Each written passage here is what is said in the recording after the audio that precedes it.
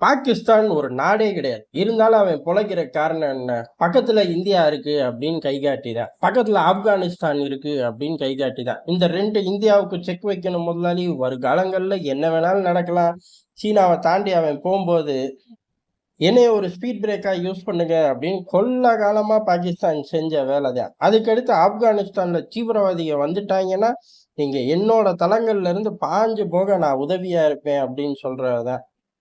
இப்படி சொல்லி சொல்லி தான் பாகிஸ்தான் பெரிய அளவு தப்பிச்சு தப்பிச்சு போகுது. ஒவ்வொரு தடவையும் ஐஎம்எஃப்ல பிச்சை போடுறது எதற்கு அப்படின்னா, இந்த பிராந்தியத்துல ஒரு நிலையற்ற தன்மையை கொண்டு வரணும்னா, இந்த மாதிரி வீணா போன ஒருத்தன் அங்க உயிரோட இருக்கணும் அப்படிங்கிற காரணத்துக்காக தான் ஐஎம்எஃப் பிச்சை போடுது. ஐஎம்எஃப் பிச்சை போடுற நாடுகள் பட்டியல்ல பூரா எடுத்து பார்த்தோம்னா, பிராந்திய அரசியல் சுத்தி சொல்லணும்.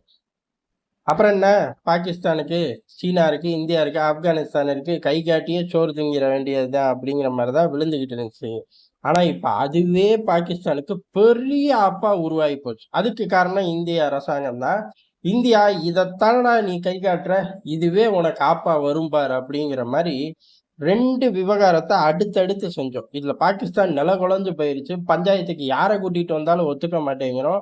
சொல்லப்போனா பஞ்சாயத்துக்கு எவனாச்சும் கிளம்பி வரான்னு தெரிஞ்சா அவன் நாட்டை நோக்கி அடிக்க ஆரம்பிச்சிடுறோம். இந்த அளவுக்கு பாகிஸ்தானை பதட்டம் அடைய வச்சது காரணம் என்னன்னா, ஆணி வேற பிடுங்கி எறிஞ்சிட்டோம். எங்களை தானே காட்டுற, அதுவே உனக்கு பிரச்சனை அப்படின்னு சொல்லி திருப்பி அடிச்சதுதான். இந்த திருப்பி அடிச்ச விவகாரத்துல சிந்து நதி ஒப்பந்தத்தை தூக்கி குப்பையில போட்டு தண்ணியை நிறுத்தினதுக்கு அப்புறம் பெரிய அளவுல அங்க வறட்சி அப்படிங்கிறது ஸ்டார்ட் ஆகி போச்சு.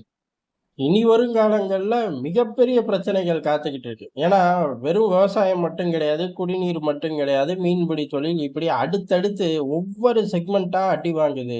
அடி வாங்கக்கூடிய நிலப்பரப்புல உள்ள மக்கள்கள் பூரா அந்த அடியை அப்படியே இராணுவத்து மேலேயே அங்க உள்ள ஆட்சியாளர்கள் மேலேயே காட்டுறதுக்கு முழு வேகத்துல தயாராகிறார்கள். ஏன் அப்படின்னா காலங்காலமா வந்துகிட்டு இருந்தது தானே, நீ பண்ண சேட்டையால தானே.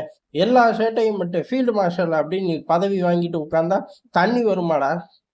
உனக்கு வேணா ராணுவத்துல 100 ரூபாய் கூட்டி கொடுப்பாங்களே ஒழிய தண்ணியை அவன் திறந்து விட மாட்டான் அப்படிங்கிற அந்த பஞ்சாயத்து பாகிஸ்தான் முழுக்க வெடிக்குது. இதுக்கு காரணம் இந்தியா தான். இந்தியா ரொம்ப தெளிவா சொல்லிட்டோம், ரத்தமும் தண்ணி ஓடாது அப்படிங்கிறதும்.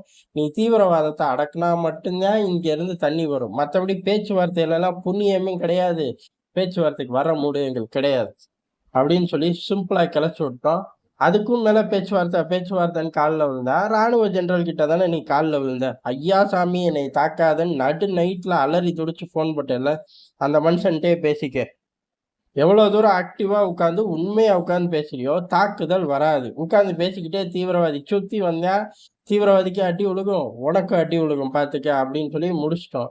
இப்ப அடுத்த கட்டமா பஞ்சாயத்துக்கு வர ஆட்கள் உட்காந்து பேசுங்களேன் அப்படின்னு கேட்டா, உட்காந்து பேசிக்கிட்டு தானே இருக்காங்க, ராணுவ ஜெனரல் அனுப்பிச்சு வச்சிருக்கோம்ப்பா, இதுக்கு மேல என்ன வேணும் உனக்கு அப்படின்னு சொல்லி சிம்பிளா முடிச்சு வச்சிடறோம். அமெரிக்காவே மண்டைய சொரிய ஆரம்பிச்சிட்டா. என்னடா அப்படி பேசுறீங்க? இல்ல, அமைச்சர் லெவல்ல வெளியுறவுத்துறை பிரதம மந்திரிகள் இப்படி அடுத்தடுத்த ஸ்டேஜுக்கு போங்க அப்படின்னா, நீ மட்டும் பல இடத்துல சென்காம வச்சே முடிச்சுக்கிற எல்லா விஷயத்தையும் நாங்க மட்டும் இழிச்ச வாய்களா? ராணுவ ஜெனரல் பேசுவாரு, இதுல நாங்க கைதேர்ந்த ஆளு, உங்களுக்கு வேணா சந்தேகம்னா சீனா கிட்ட போய் கேளு.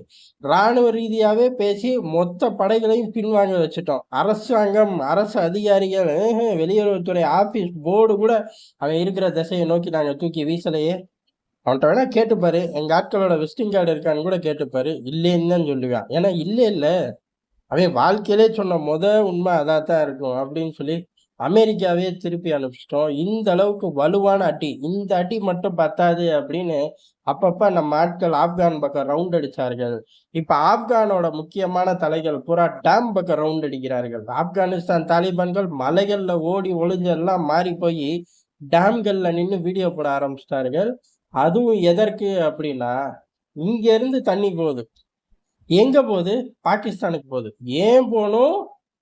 இங்கேயே அந்த தண்ணிக்கு 1000 வேலை இருக்கும்போது ஏன்பா போகணும்? அது நம்ம ரத்தம், அது நம்ம நரம்புகளுக்குள்ளேயே ஓடிக்கிட்டோம். பாகிஸ்தானுக்குலாம் போவேணாம் அப்படின்னு சிம்பிளா முடிச்சிட்டாங்க. பல அணைகளை குறுக்க கட்டி ஆப்கானுக்குள்ளேயே அந்த தண்ணிகள்லாம் டைவர்ட் பண்ணி சுத்தி விடப்படும் அப்படின்னு சொல்லி அறிவிச்சுட்டு போயிட்டார்கள். எங்க ஊரை கூட்டியா அப்படின்னு கேட்டா, அங்கதான் மிகப்பெரிய ஹைலைட்டு. தாலிபான்கள் ஒரு செட் ஆஃப் நின்று டேம் கிட்ட நின்று இதை பேசுறார்கள். பேசுறத அவர்கள் வீடியோ எடுக்கிறார்கள். ரொம்ப காலம் ரஷ்யாவை அமெரிக்க பயலுக உள்ள இருந்தாங்கல்ல. அதனால அவர்களோட சாயல், அவர்களோட வாசம் எல்லாம் ஒட்டிக்கும்ல. அதனால அவர்கள் ஸ்டைல்லயே அந்த ஃபுட்டேஜ் இருக்கும். அந்த ஃபுட்டேஜ் எடுத்துட்டாய்ங்க. எடுத்து ரஷ்யா, அமெரிக்கா ஸ்டைலு தானே! அப்ப அவனுங்கள மாரியே தானே செய்யணும். ஆட்டோமேட்டிக்கா அமெரிக்க ஸ்டைல கூட கொஞ்சம் கடைபிடிச்சுட்டாய்ங்க. ஃபுட்டேஜ் எடுத்தது என்னமோ ரஷ்ய ஸ்டைலு. ஆனா கிரிமினல்ல இருந்து வெளியாகுற மாரி வெளியில்லாம, வெளியிடும்போது அமெரிக்க ஸ்டைலுக்கு மாறிட்டாய்ங்க. ஃபுட்டேஜ தூக்கி பலுஜிஸ்தான்ல உள்ள ஆட்கள்ட்ட குடுத்துட்டாய்ங்க. பலுஜிஸ்தான்ல உள்ள விடுதலை ராணுவம் சேர்ந்த ஆட்கள் தான் வெளியிடுறார்கள். ஆப்கான்ல இப்படி நடந்துகிட்டு இருக்கு. உன் ஜோலி முடிஞ்சுச்சு அப்படின்னு சொல்லி. அது மட்டும் கிடையாது. இனி வருங்காலங்கள்ல பாகிஸ்தானுக்குள்ள இது சம்பந்தப்பட்ட இடங்களை நாங்க தாக்குவோம்னு சொல்லி கீழ டேக்லைன் மாரி போட்டு பாகிஸ்தானுக்குள்ள அனுப்பிச்சு விட்டார்கள். பாகிஸ்தானுக்கு இத பார்த்தோனே ஜுரமே வந்துருச்சு. ஃபீல்டு மார்ஷல் பதவி வாங்கி அப்படியே ஸ்டேடியத்துல நின்னு கை காட்டினவன் அந்த கையை இறக்கி நெஞ்சில கை வச்சிருப்பான். இதான் நடந்திருக்கும். இனி வருங்காலங்கள்ல ஆசிம் முனீர் தீவிரவாதியா இருந்து அப்படி பிரைம் மினிஸ்டரா மாறுறேன் அப்படின்னு துடிச்சு மாறினாலும் சரி, பதவி ஏற்பு விழாவுக்கு எல்லாரும் முன்னாடி தண்ணி வைப்பாங்கல்ல, அந்த தண்ணி இனிமே வைக்க முடியாதாட்டுக்கு. அதான் யதார்த்தமான உண்மை. இருந்தா தானே வைப்பாங்க.